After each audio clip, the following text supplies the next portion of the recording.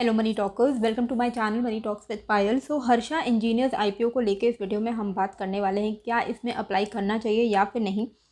पहला पॉइंट तो हमेशा इतना ध्यान में रखिए, कोई भी आईपीओ को फर्स्ट डे अप्लाई नहीं करना है। ठीक है, ऐसा कोई बहुत लोगों के मन में जो गलत फहमी होती है कि हम फर्स्ट डे अप्लाई करेंगे तो first come first serve basis वाला ऐसा कुछ सिस्टम होता है क्या, तो ऐसा बिल्कुल भी नहीं है।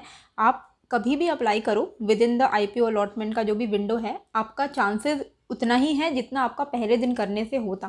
ठीक है, क्योंकि रैंडम एप्लीकेशन आपका लगता है अगर आप रिटेल कैटेगरी में लगाते हो तो क्या है कि कंपनी क्या करती है, बेसिकली कंपनी इंजीनियरिंग कंपनी है जो कि प्रेसिजन बेयरिंग केजेस बनाती है और ये लार्जेस्ट मैन्युफैक्चरर है इस चीज़ की। तो इसके पास ये एक बहुत बड़ा कॉम्पिटिटिव एडवांटेज है क्योंकि ये इंडिया में एक लार्जेस्ट मैन्युफैक्चरर है प्रेसिजन बेयरिंग केजेस बनाने के लिए। साथ ही में इनका एक्सपोर्ट का भी काम है, तो ये ऑलमोस्ट 25 कंट्रीज़ में अपने प्रोडक्ट को सप्लाई करती है। ये भी एक बहुत बड़ी बात है कंपनी को लेते हुए। North America, Europe, Asia, south America, Africa इसमें कवर्ड हो जाते हैं। और दो सेगमेंट में इनका काम चलता है। एक है इंजीनियरिंग बिजनेस, ये इनका मेन बिजनेस है जहाँ से इनको ओवर 70% का रेवेन्यू जनरेट होता है। तो मोस्ट ऑफ द रेवेन्यू इनको इंजीनियरिंग बिजनेस से ही होता है। And second is solar EPC business जहाँ से इनको 25-30% के रेवेन्यू का जनरेशन मिलता है।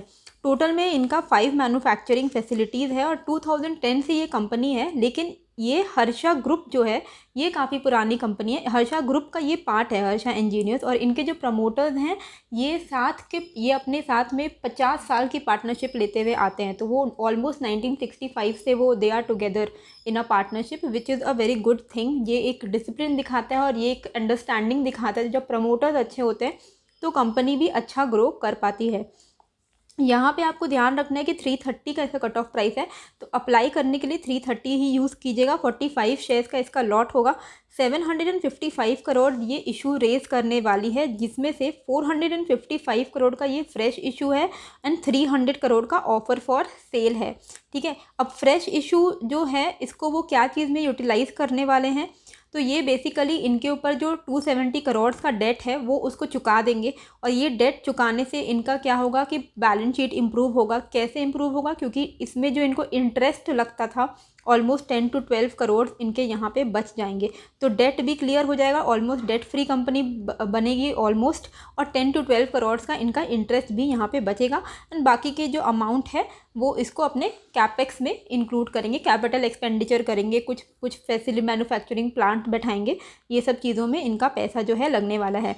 ये जो बेयरिंग केजेस बनाती है ये starting from 20 millimetre to 2000 millimetre in diameter को बनाती है, जो कि कहाँ पे यूज़ होता है, automotive, railway, aviation, aerospace, construction, mining, agricultural, electrical, electronic, renewable, हर जगह इनका काम फैला हुआ है जहाँ जहाँ ये अपने प्रोडक्ट को सप्लाई करते हैं। और इनका जो टॉप 5 या टॉप 10 जो कस्टमर्स हैं वो हम बहुत टाइम से, मतलब लॉन्ग ड्यूरेशन से इनके कस्टमर रहे हैं। यानी कि इनका जो रिपीटेड कस्टमर्स जो हैं ये काफ़ी अच्छी एक पॉइंट होती है किसी कंपनी के लिए, कि आपने क्लाइंट तो बना लिया लेकिन आप उसको रख पा रहे हो कि नहीं अपने साथ जुड़ा हुआ। तो ओवर 1 डिकेड, मतलब 10-10 साल पुराने इनके क्लाइंट्स हैं जो इनके साथ ही जुड़े हुए हैं। ये भी एक इनका कॉम्पिटिटिव एडवांटेज है। फिनेंशियल्स को देखें तो यहाँ पे ईयर ऑन ईयर इनका जो इनकम है वो इंक्रीज़ हुआ है, एक्सपेंडिचर घटा है, एंड प्रॉफिट आफ्टर टैक्स भी आप देख सकते हो कि ईयर ऑन ईयर इंक्रीज़ हुआ है। करंट जो इनका प्रॉफिट आफ्टर टैक्स निकल के आया है वो है 93 करोड़ का। वैल्यूएशन अगर हम देखें तो इशू के बाद का जो इनका वैल्यूएशन निकल के आता है, अर्निंग पर शेयर है 10 रुपीज़ 26 पैसे का। प्राइस टू अर्निंग रेशियो इनका 32 का निकल के आ रहा है। रिटर्न ऑन नेटवर्थ 17.42% का है। नेट एसेट वैल्यू 68 रुपीज़ का इनका निकल के आ रहा है। अब इनके पीयर्स के साथ अगर हम इसको कंपेयर करते हैं तो आप यहाँ पे देख पाओगे, थोड़ा मैं इसे जूम आउट कर देती हूँ। यहाँ पे आप देखो कि एज़ पर द वैल्यूएशन अपने सारे पीयर्स में से इन सबसे सस्ता वैल्यूएशन हर्षा इंजीनियर्स का ही निकल के आ रहा है, लेकिन रिटर्न ऑन नेट वर्थ भी इनका सबसे कम है। ठीक है, तो ओवरऑल अगर हम कंपेयर करें इनको बाकी पीयर्स के साथ तो ये टक्कर की कंपनी है। ये ऐसा नहीं है कि बहुत आपको सस्ता में मिल रहा है, ये आपको ठीक वैल्यूएशन में मिल रहा है। क्यों? क्योंकि इनका रिटर्न ऑन नेट वर्थ भी तो कम है ना। अगर किसी की प्राइस टू अर्निंग ज़्यादा है लेकिन रिटर्न ऑन नेट वर्थ भी तो उनका ज़्यादा है, राइट। तो उस हिसाब से ये फुल्ली प्राइस्ड आईपीओ है, बहुत अंडर वैल्यूड नहीं है। लेकिन अगर हम price to book value and price to earning देखें तो काफ़ी चीप में है ये। ठीक है, तो यहाँ पे अगर आप इसके टक्कर के एक और अच्छी क्वालिटी की कंपनी देखोगे तो वो है रोलेक्स रिंग्स, वो मुझे ज़्यादा पसंद है वैसे। और हर्षा इंजीनियर्स में अभी लगाने के लिए it is good to go, यहाँ पे हम अप्लाई कर सकते हैं।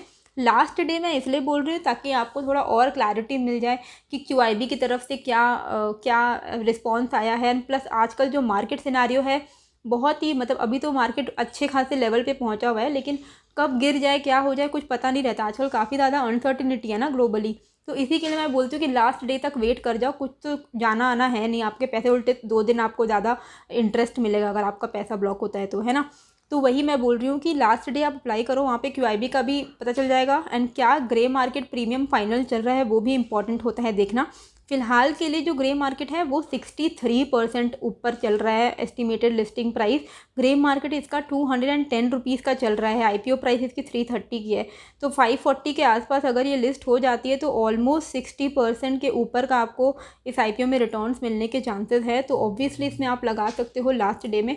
जो भी है मैं आपको I will keep you updated. Hope आपको ये जो वीडियो है अच्छी लगी है, कैसी लगी है मुझे कमेंट करके ज़रूर बताइएगा। नए हो तो सब्सक्राइब कर दीजिएगा। मिलते हैं फिर एक नए वीडियो के साथ। Thank you.